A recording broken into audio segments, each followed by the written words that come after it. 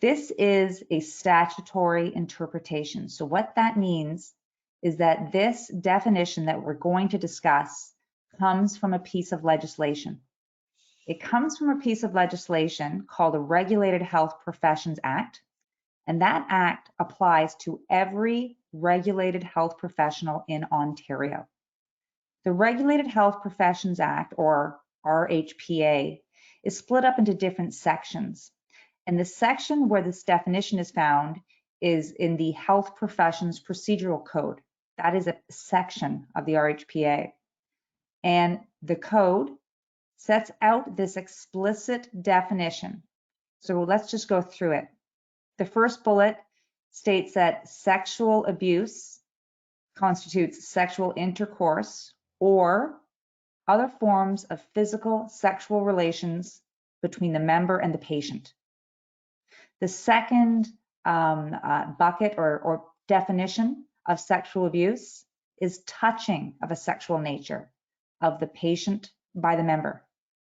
And the final definition or area of sexual abuse is behavior or remarks of a sexual nature by the member towards the patient. So from this, you can see it applies to every regulated health professional in Ontario, not just traditional Chinese practitioners or acupuncturists, and that there is a nexus, there is a connection, that this conduct must be between the member and a patient. Next slide, please.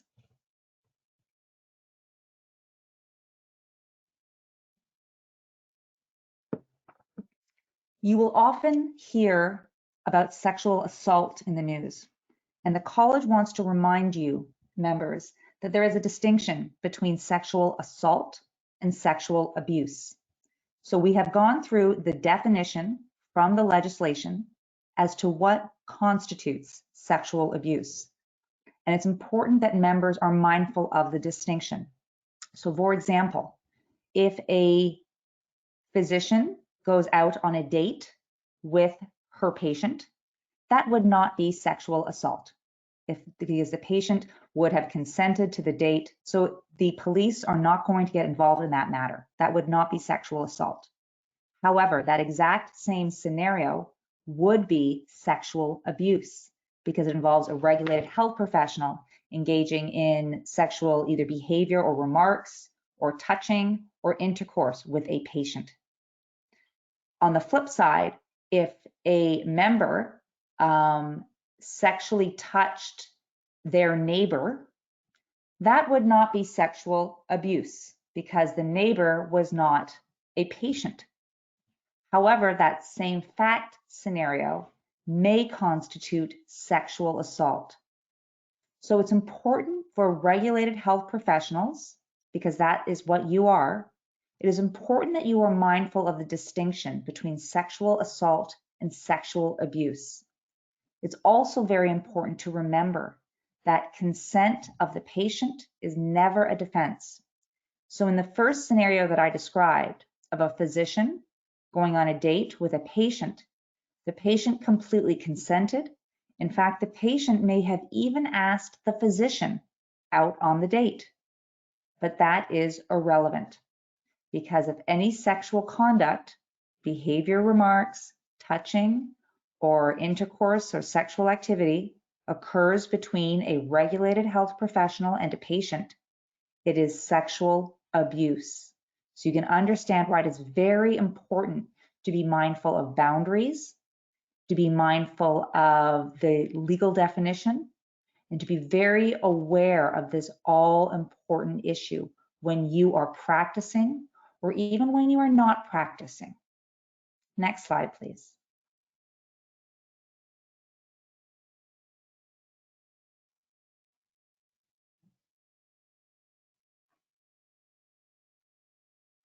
So you will recall when we were looking at the definition of sexual abuse, we had highlighted the term patient.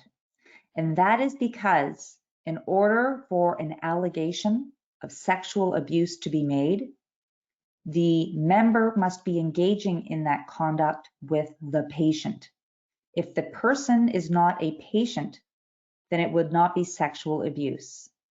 It may be some other act of professional misconduct, but it would not be sexual abuse. So it's a fair question to ask, who is a patient and who is not a patient? Your profession is lucky in that it's going to be relatively straightforward to determine who is a patient. So if a person comes in seeking treatment, if a person is provided with treatment, if a person comes in seeking acupuncture or herbs, there is going to be a pretty clear idea as to who is the professional, that is you, and who is the patient. This would be evidenced by you providing invoices. This would be evidenced by a patient perhaps purchasing services or products from you. And this would be evidenced by you making the necessary entries in the patient record. So for your profession, it's going to be straightforward as to who a patient is. But it's very important for you to remember that if a patient comes to see you on January 1st and their course of treatment finishes on March 31st, let's say 2020, the legislation states that that person remains a patient for 1 year after your last treatment session. So in that scenario, that person remains a patient until March 31st, 2021 for 1 full year. This was a relatively recent change to the legislation, and it was inserted to really ensure and enforce a length of time between any professional interaction and any commencement of any sexual behavior with the patient. So it's very important to be mindful that even if you as a regulated health professional have stopped treating a patient, that person remains a patient for the purposes of the code and sexual abuse matters for 1 full year. So you cannot ask that person out on a date. You cannot make any sexual comments. Nothing can occur for that 1 year window after the treatment has finished. The second set of criteria that you see before you is further assistance provided by the government and is set out in legislation to help identify when a person is in fact a patient. As I said, I don't believe this is going to be a very difficult issue for this profession. It is relatively straightforward, but you can see the criteria to become a patient is very easy to meet. So if you as a member of the college have charged anything for a service or product or received payment from the person or perhaps even an insurer, that person is a patient. If you have seen a person and then treated them and as required, made notations in the health record, that person is a patient. So again, my advice to you members is to be very mindful that any professional interaction you have with someone could very easily trigger that practitioner-patient relationship. And you need to be mindful that because it is so easy to become a patient, you need to be mindful of your conduct, of the boundaries to ensure that you do not, even unintentionally, commit sexual abuse. Next slide, please.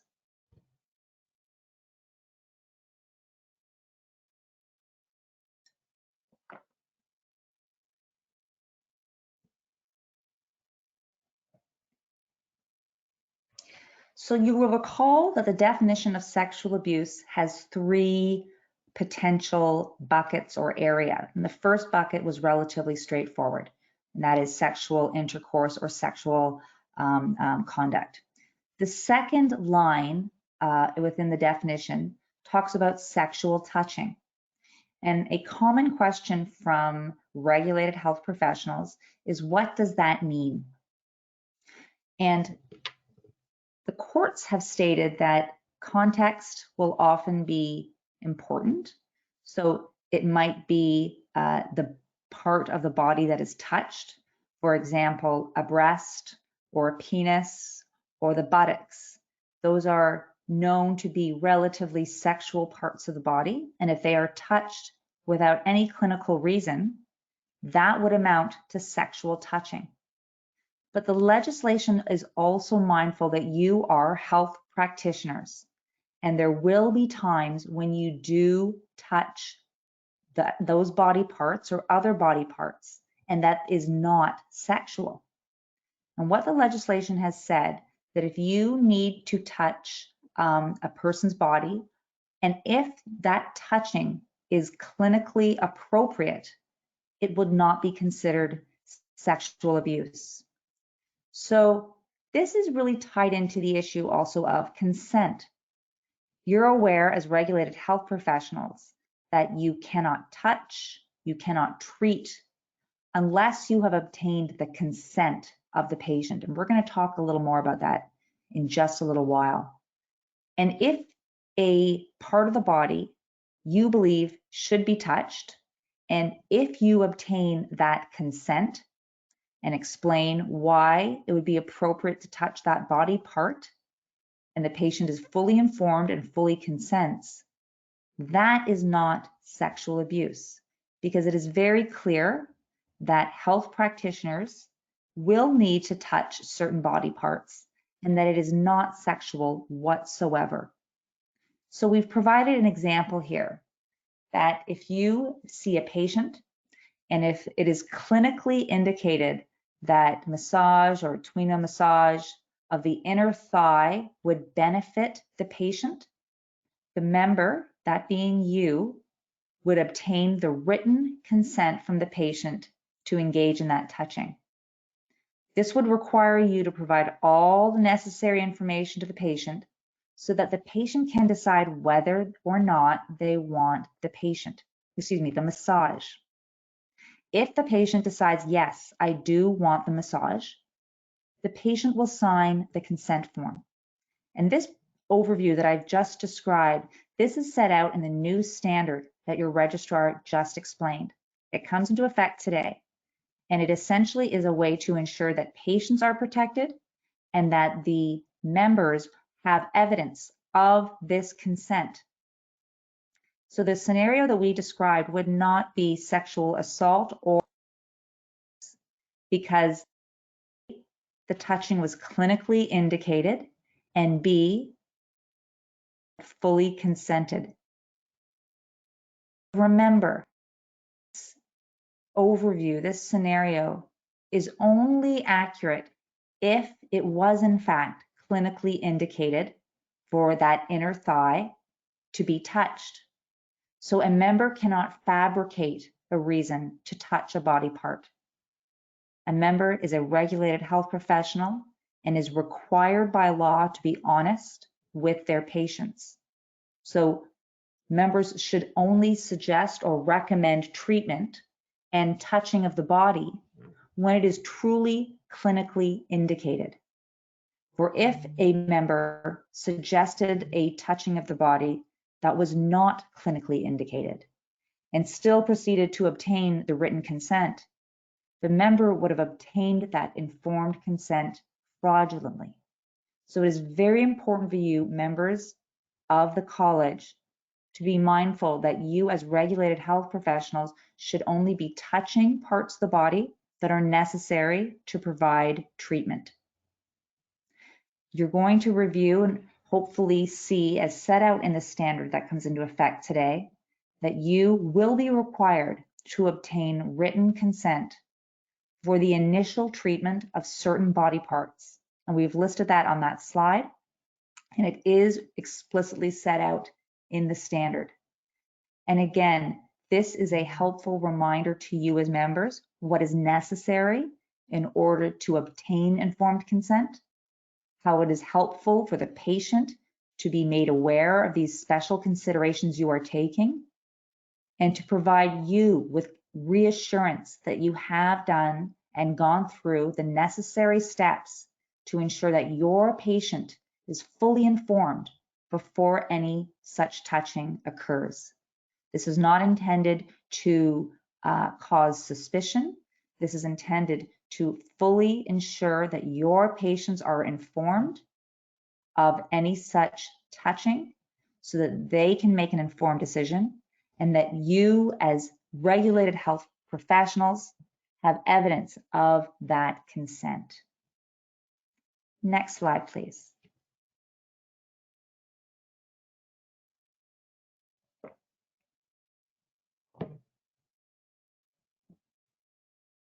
The third area that we're going to talk about is sexual behavior or remarks.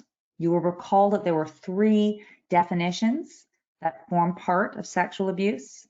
This is the third definition. So if we could just go back one slide to sexual behavior or remarks.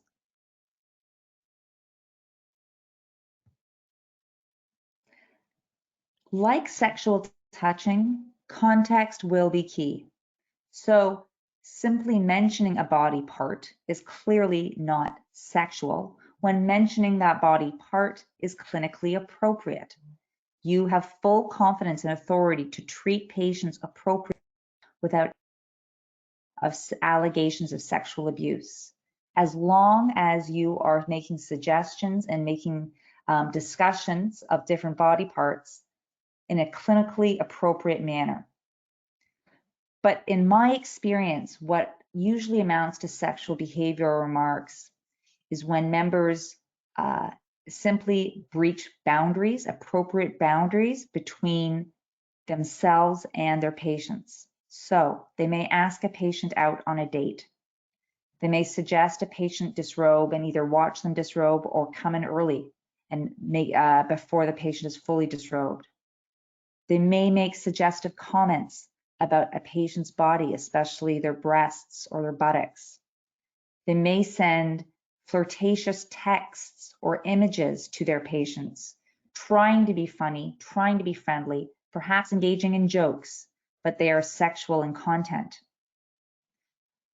A member may focus on a patient's breasts or crotch area for no clinical reason and make comments or look at them. That would be considered a sexual behavior. If a member is asking irrelevant sexual questions, that also may amount to sexual abuse. If when providing acupuncture or massage, certain parts of the body are exposed, the breasts, the buttocks, the penis area, if that is exposed unnecessarily and perhaps for longer than is even needed, that could amount to sexual abuse. And you can see the real focus here is ensuring that the patient remains safe and feels that their integrity is being respected. So it is the college's advice that at all points in time, you check in with your patient to make sure that they are comfortable, that they are aware, that they are in control, and that they can stop any treatment when necessary and speak to you if they feel uncomfortable. Next slide, please.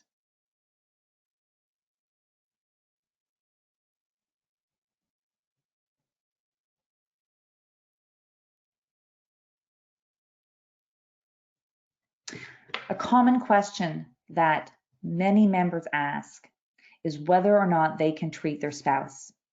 And the short answer is no. In Ontario, there is an absolute prohibition between regulated health professionals treating their spouses. But there is one exception. The dentists in Ontario are permitted to treat their spouses. And that is because they were granted a regulation from the government permitting them to do so. Now, it's important for you to be aware that your college has sought a similar exemption. They have also asked the government if their members can treat their spouses. And this is a reflection of a common culture within this profession of treating spouses. And that this college is mindful of that and is seeking to permit that to continue. However, until the government passes that regulation, there is an absolute prohibition on any member treating their spouse with traditional Chinese medicine. It cannot occur. The only exception is that if in a case of an emergency, if in an emergent state, it may be permissible for a member to provide traditional Chinese medicine treatment. However, the interpretation of emergency is quite high. The threshold to meet that is usually quite high. So it is the college's advice that unless it is a true, genuine emergency, and an emergency that would be objectively determined to be an emergency, that you cannot and you do not treat your spouse. If your spouse does require traditional Chinese medicine, that they go and receive that treatment from another member of the college. This will ensure that you are not in breach of this all-important requirement. If you could go 2 slides over, and I believe we're going to look at a slide that speaks to challenges. So what happens if a member is found to have committed sexual abuse? It's important for you, members, to be mindful that the consequences are incredibly serious. So if the college becomes aware that sexual abuse may have occurred, an investigation will occur. And if the investigation warrants the matter being referred to the discipline committee, a hearing will occur. That hearing will occur in an open session, so the public are entitled to attend. However, a publication ban will be automatically applied so that the name of the patient cannot be disclosed. If the college proves the case that the member either engaged in sexual intercourse, sexual touching, or sexual behavior or remarks, the discipline committee will make a finding of sexual abuse, and the penalty must include a reprimand, which involves a stern discussion from the panel to the member, and it must include a suspension of your certificate. However, the legislature has also stated that if the sexual abuse involves the sexual intercourse part of the definition, or if it involved sexual touching of certain body parts, the discipline committee must revoke the member's certificate. So the legislature has determined that suspension would not be sufficient. The member's certificate has to be revoked. Further, the member cannot apply to return to the college for 5 years. On top of this, it is important for members to be aware that if any finding of sexual abuse is made by the discipline committee, the discipline committee can order the member to reimburse the college for any funding for therapy that the college provides to the patient. It is important you're mindful that the maximum that the college can pay to any patient is over $16,000.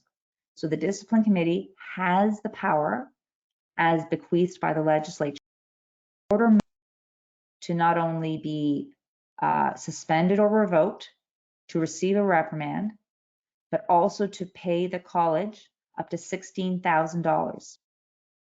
If there's any about the ability of the member to pay, the discipline committee has to order the member to post security. So you can see the significant consequences that can occur if a member is found to have engaged in abuse. Next slide, please.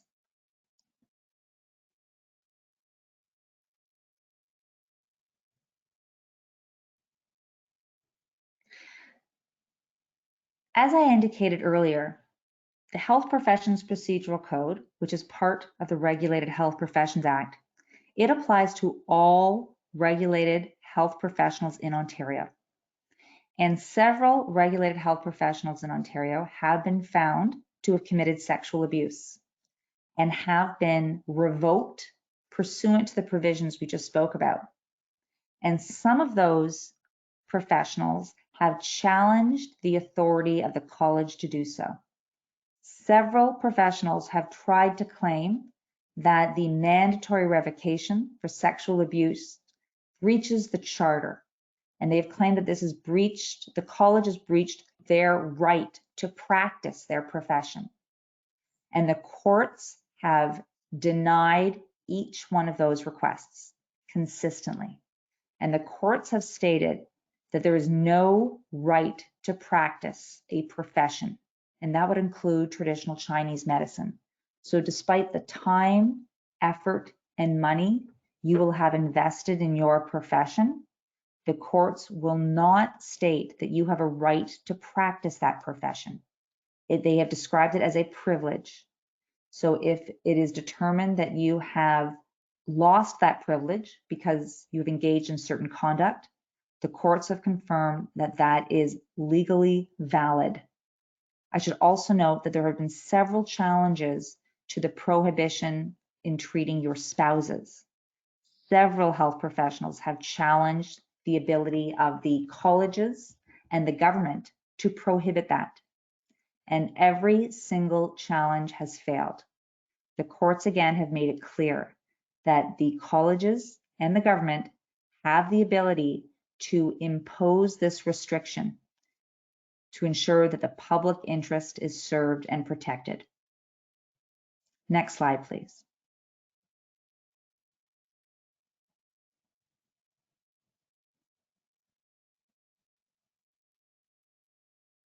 You may query how the college would even find out about concerns of sexual abuse.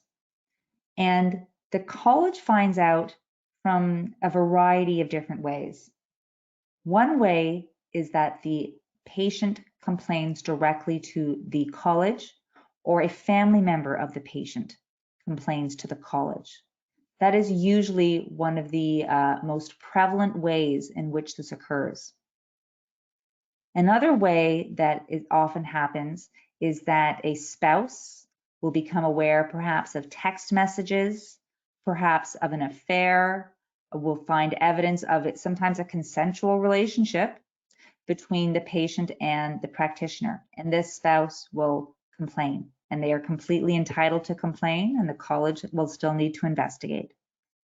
But another way in which the college may find out is through mandatory reports. So you will recall that you have been told by the college that certain situations, certain instances must be reported to the college. So if you have been convicted of a crime, or if you've been charged of a crime, and that would include sexual assault, of course, you as members of the college are required to report that to the college. The college, upon receiving that information, will do a preliminary review to see if further investigations are required. But another source of mandatory reports is from other regulated health professionals. So there is a provision in the Health Professions Procedural Code which requires every regulated health professional to report to a college if they become aware in their professional life that a patient has been sexually abused.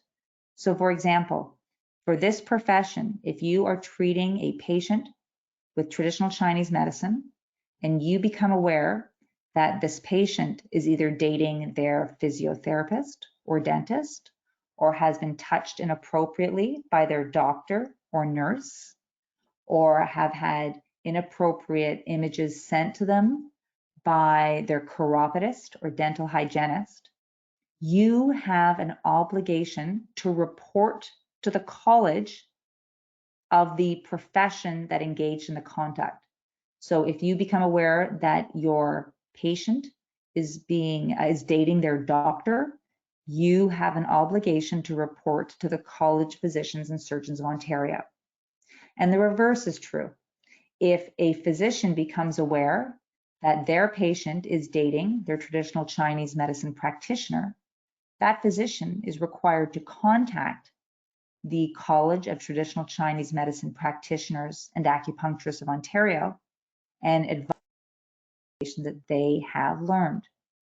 Now, there are further details on this issue on the college website, but it's just a reminder that there are various ways that the college will become aware of this information. Next slide.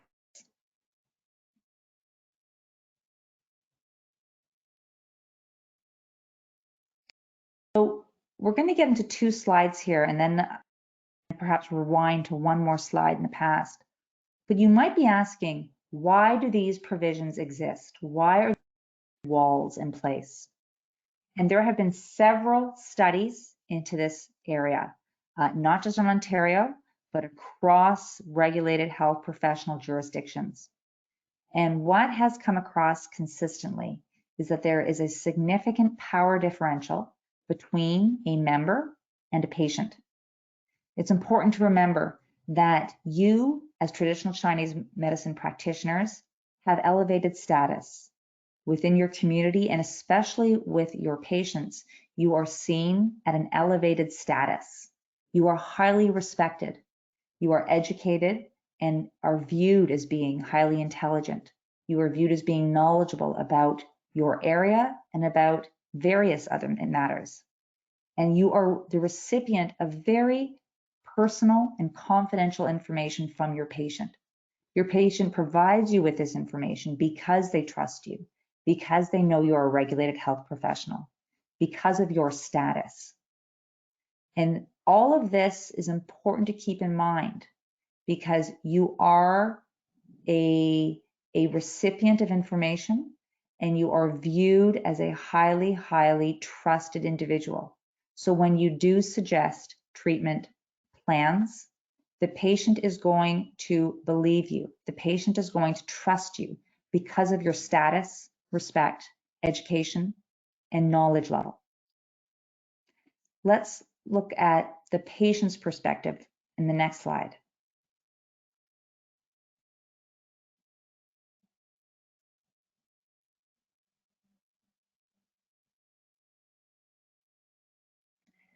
When a patient comes to a traditional Chinese medicine practitioner or to any regulated health professional, they are seeking help.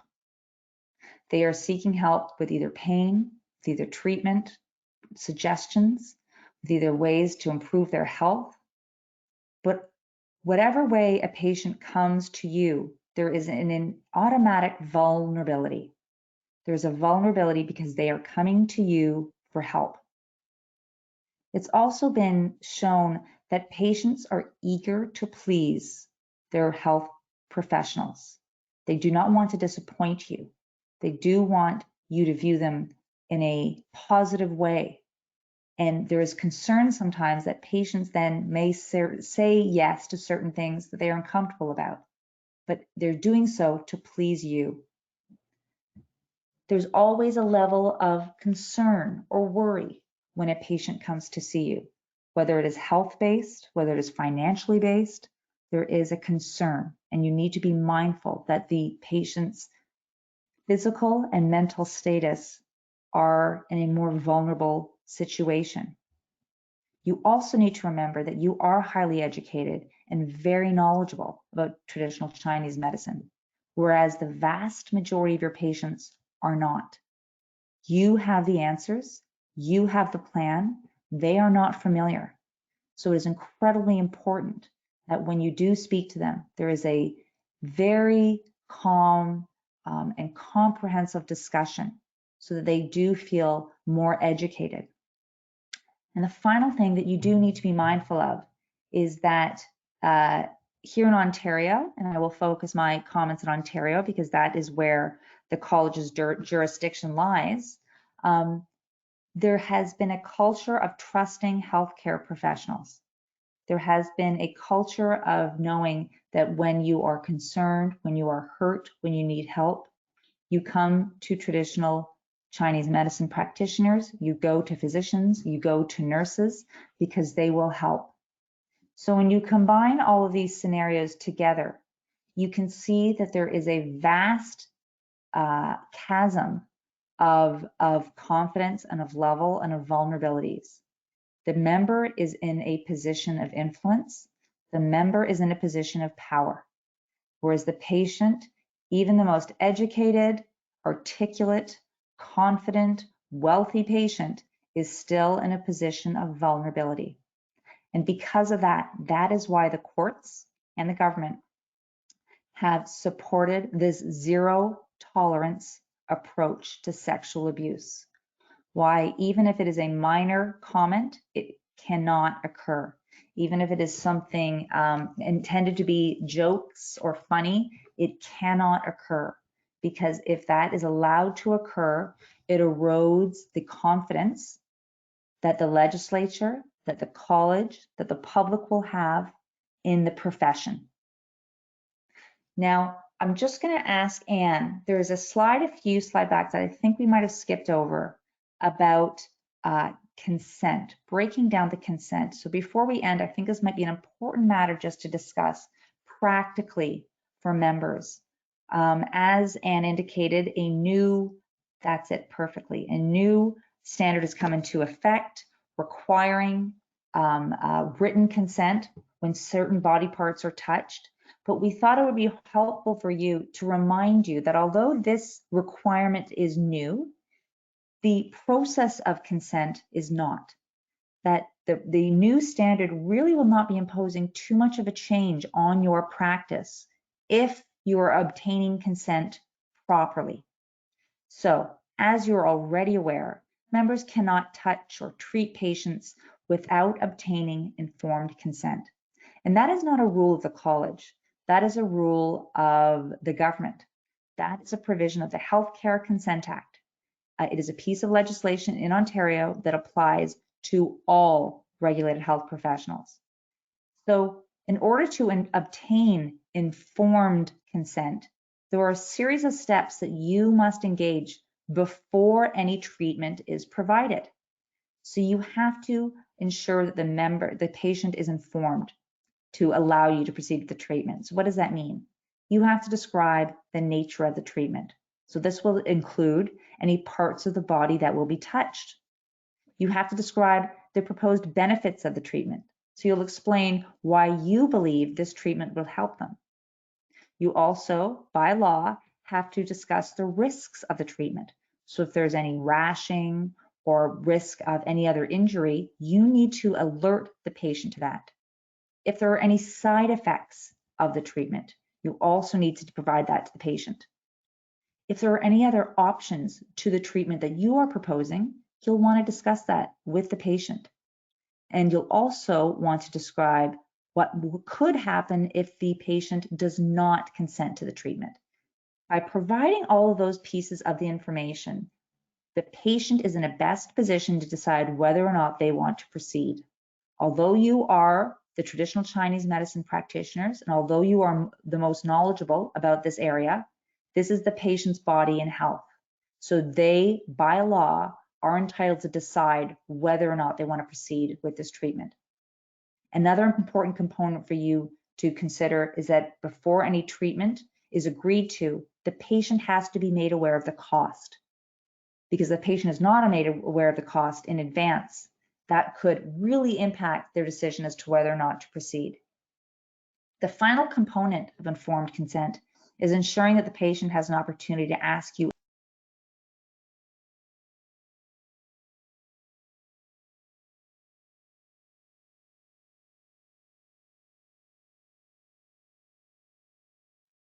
until all of these steps occur, you've not obtained informed consent. So this is not specific to sexual abuse matters.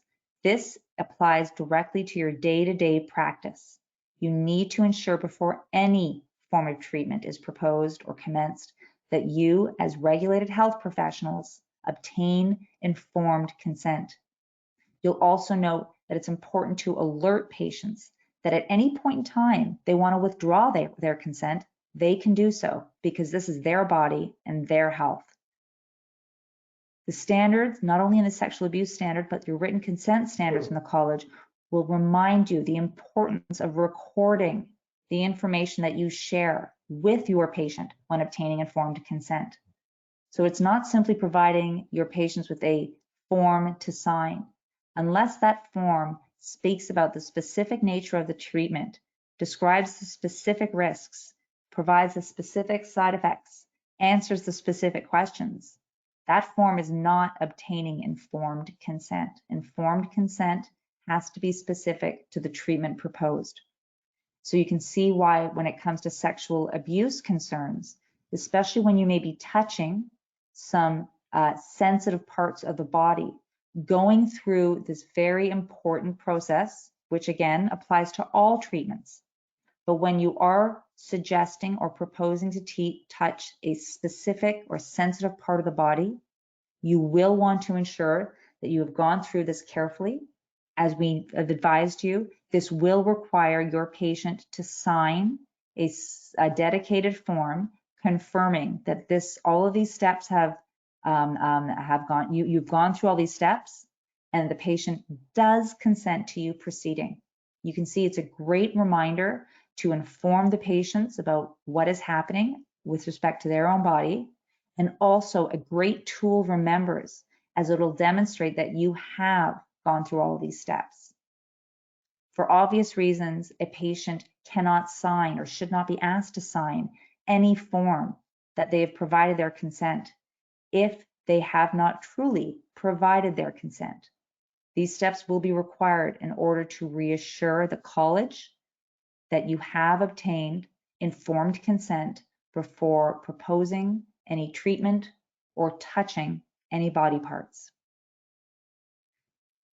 So we've gone through an overview of the definition of sexual abuse. We've spoken what those different definitions mean and how they can occur. We've talked about the importance of record keeping and informed consent. And we've also discussed the new standard that comes into effect today, which requires you to obtain signed and written consent for the initial touching of any sensitive body parts. Let's end this presentation, at least this part. We've provided the last slide, a series of frequently asked questions. So again, we've reminded you of this. The resources in your website is fantastic.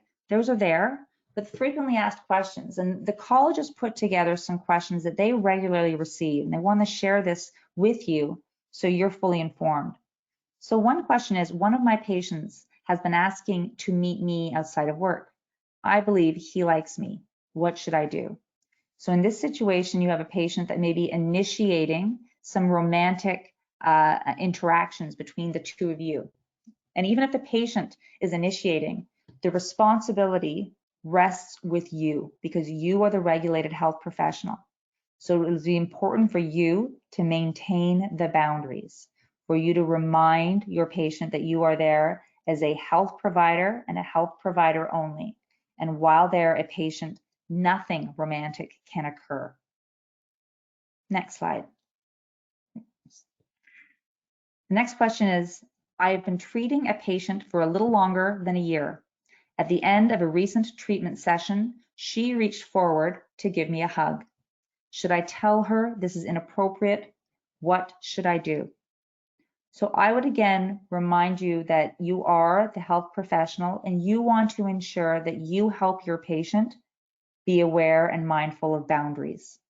So perhaps the next time you do treat this patient, you remind the patient of the boundaries, of the rules that you are subject to, and that a handshake would be appropriate, but that there can be no confusion that a hug would be blurring the boundaries. So it may be dependent on the person, but as a lawyer, my advice would be the responsibility is on you to maintain the boundaries. So in a very kind, gentle way, you can simply remind your patients that perhaps hugs, kisses are not appropriate, that a handshake and other gestures of kindness would be more appropriate. Next question, please. One question that the college often receives is it possible for a practitioner to treat their family members like a wife, husband, etc.? So as we discussed, in Ontario, the absolute answer is no. If you are a traditional Chinese medicine practitioner or acupuncturist, you are not permitted to treat your spouse. It is absolutely prohibited.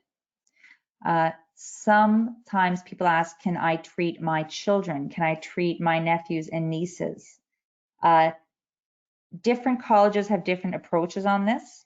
Getting back to the boundary issue, there is a lot of concern from several regulators that treating your family members, because of course spouses are not permissible at all, but treating your family members should not be encouraged, because you really can't remain objective when it is your own child or a family member.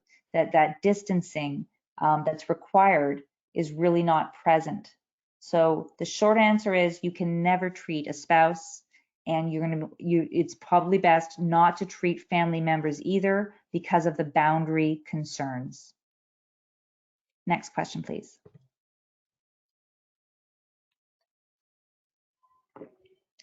This question was received by the college, and it states, I met someone through an acquaintance, and as we talked, I realized that I had previously treated this individual. I cannot recall when I last treated them. As I am no longer their practitioner, is it appropriate for me to continue to go on dates with this individual? So as we discussed, it's important to know that a patient remains a patient for a full year after the treatment stops. So in this case, depending on when the treatment last ended, this person might in fact still be a patient. So timing will be key. Another important thing I would suggest in this scenario is if the practitioner has suddenly realized they had treated this individual, the patient or the person might not be remembering. So again, because that responsibility will always rest on the practitioner, it would be important for this person to alert the patient or the person that they did in fact treat them. So again, treating that former patient even with a level of respect and integrity that the college expects all of its members to do. Next question, please. One of my patients has had a change in her work schedule. She's advised me that she would still like to be seen by me, but cannot make my current office hours. She suggested that she attend my clinic after hours to receive treatment. After hours, I will be alone in the clinic. Should I still proceed to treat her? What should I do? Is this a good reason for meeting her outside of my clinic hours? So my advice in this scenario is whether or not you are treating a patient alone or whether or not you are treating a patient with people in the room, your conduct, your treatment should be exactly the same. The one concern perhaps in this scenario is that, is the patient mindful? Is the patient going to be concerned about a boundary lessening if she attends after hours with no one present? So although in this scenario, it is not something I would necessarily encourage, there may be some genuine situations where patients do have to come at irregular hours in order to receive necessary treatment. So in that scenario, if it is the only perhaps way, you would want to have a frank discussion with your patient, alerting her that there would be no one present. Would she still want to be there if no one else was present? Are there any other ways that you can facilitate her schedule? So again, it's not necessarily that treating someone alone is wrong, because again, whether someone is in the next room or not, that should not affect how you treat your patients. It's going to be more on ensuring that the patient is mindful and is aware and consents to that sort of scenario, that if she still wants to see you, although there will be no one present, if she is comfortable with that, that may be appropriate. But you'll recall we said at the outset, context is sometimes key. So depending on the certain circumstances, depending on the certain facts, this may be appropriate or it may not. There's going to be a level of insight and judgment that you as regulated health professionals will need to discharge. But if there are any questions or concerns, especially when it comes to patient safety and integrity, your college does a wonderful job of providing advice, if need be, on how you can adhere to the standards. So that comes to the end of the formal part of the presentation. I believe now, Anne, if there are any specific questions that your members have, this would be a good time to do so. Yes, thank you, Rebecca. Zeng, would you mind helping us with some questions? Sure. Just to start, there was a lot of questions around consent that maybe I can help clear up off the top. Just about written consent. So many questions are about when they should get written consent. And so we are asking people to get written consent on the initial treatment when you first explain the treatment plan to the patient. For any follow-up treatments using the same treatment plan, you can rely on verbal consent. You don't need to get written consent every single time you see the patient for that same treatment plan. It'll just be the initial version. A lot of people have asked about consent forms. We are working on a template consent form, and that will be out soon. So look for that on our website. We'll email it to all members.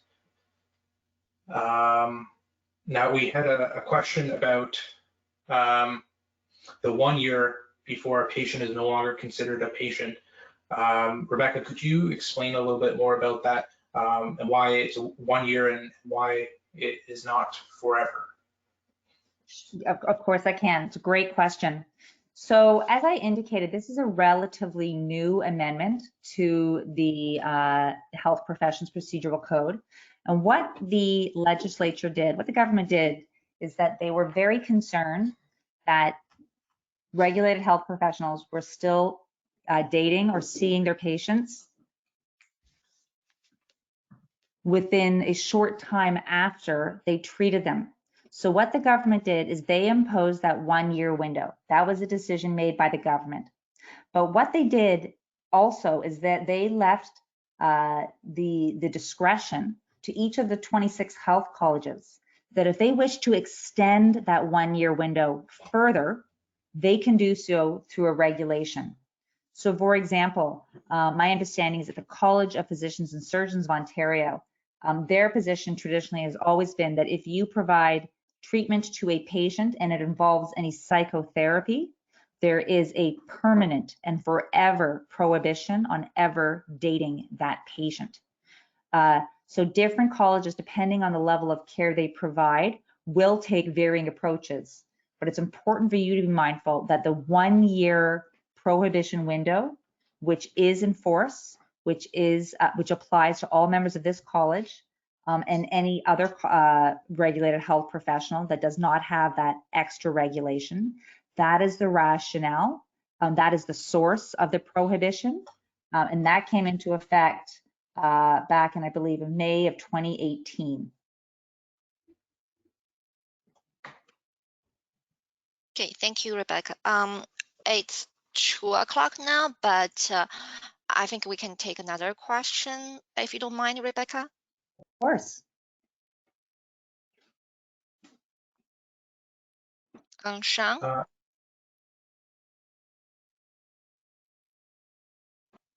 Of patients.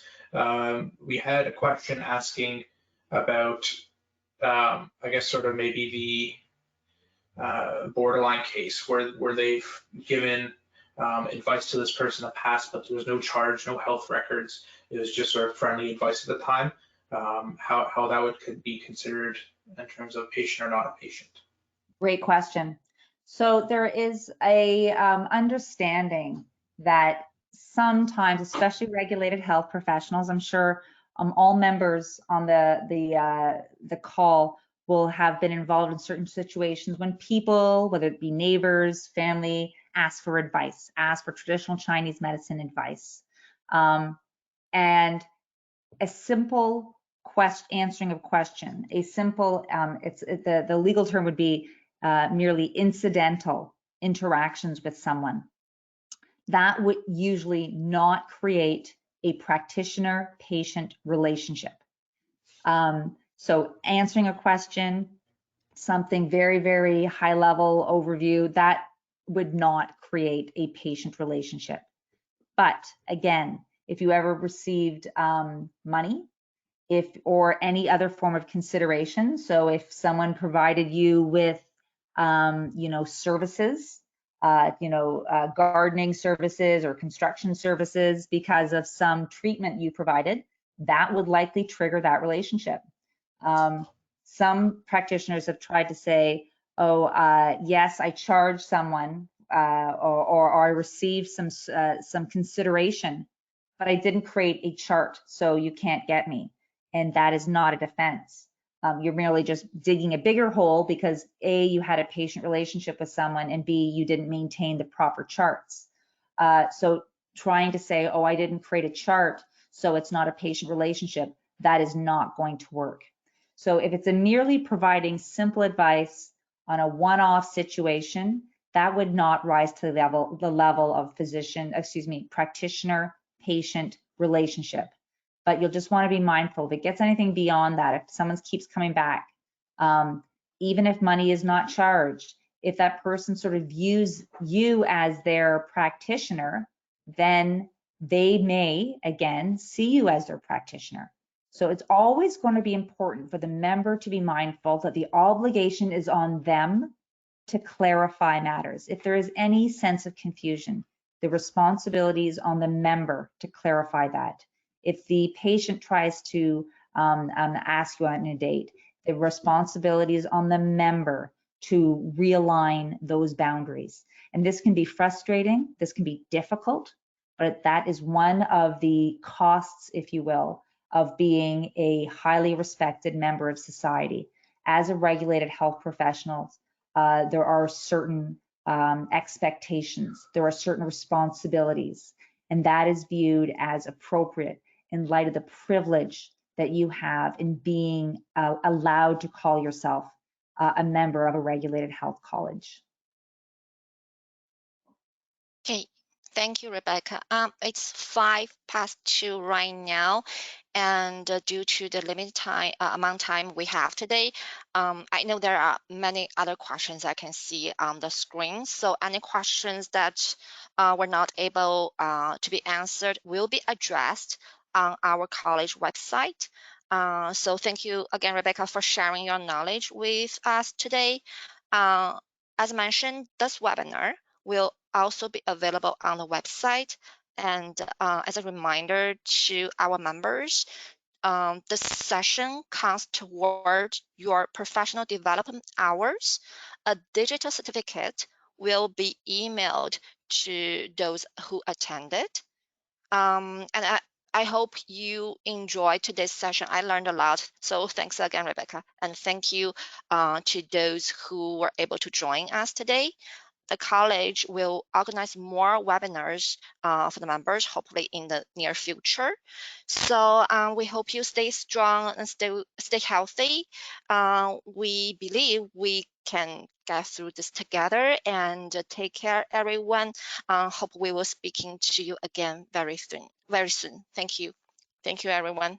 Thank you, Rebecca. Thank you, Sean. Thank you. Goodbye. Okay, bye. Bye.